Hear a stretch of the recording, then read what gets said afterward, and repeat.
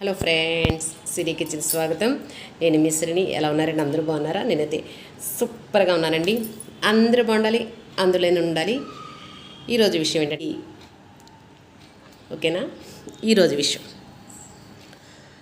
కార్తీక సోమవారం. ఎప్పుడు కూడా కార్తీక మాసంలోనండి ఏ సోమవారం అయినా ఉపవాసం ఉంటాను. కార్తీక మాసం అన్నాళ్ళు సోమవారం, ఏకాదశులు, పౌర్ణమి. ఈ సంవత్సరం పౌర్ణమి కుదరలేదండి, వేరే పెళ్ళి ఉంటే వెళ్ళాము. కానీ మనసంతా పౌర్ణమి ఉపవాసం ఉండలేదని మనసులో ఒక రకమైన ఇది ఉండిపోయింది మళ్ళీ సంవత్సరానికి. అసలు చెప్తున్నాను.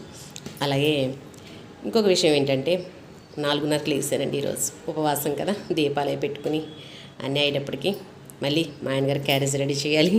ఎడావిడంతా అయింది. ఆయన ఆఫీస్కి వెళ్ళిపోయారు. ఇప్పుడు విషయం ఏంటంటే, మాకు అపార్ట్మెంట్ ఎదురుగానే చక్కగా కాళికామాత గుడి ఉందండి, శివాలయం ఉంది. ప్రొద్దుటే 4 గంటలకండి పాటలు పెడతారు చక్కగా. నేను రోజు 5ంటికి లేస్తే నాకు ఆ పాటలు వింటూ ప్రొద్దుటే లెగ్గానే ఆ దేవుడి పాటలు వింటుంటే భలే ఒక రకమైన ఇదనమాట.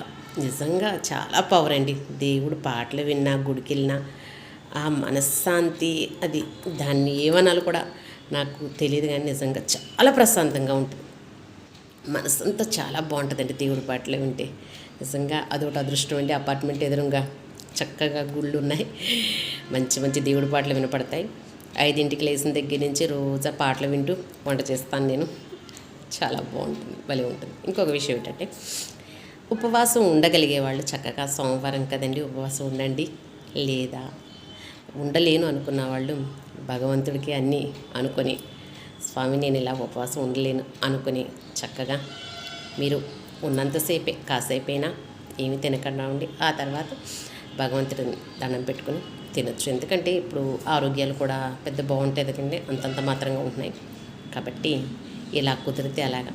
ఒకటండి, ఎంత చేసాము, ఎంతసేపు ఉన్నాము అనేది కాదు, దేవుడు మీద ఎంత భక్తితో ఉన్నాము అనేది ముఖ్యం. అది చూసుకోవాలి. అంతేగాని అయ్యబాబోయ్ నేను ఉండలేనేమో, నీరసం వచ్చేస్తుందేమో అనుకుంటూ ఉంటామనుకోండి, మనకి ఆ ఫలితం లభించదు అని చెప్పేది పెద్దవాళ్ళు అనమాట. కాబట్టి ఇప్పుడు ఆరోగ్యరీత్యా ఉండగలిగే వాళ్ళు ఉండండి. శుభ్రంగా కార్తీక మాసంలో సోమవారాలు, ఏకాదశి అయిపోయింది, సోమవారాలు.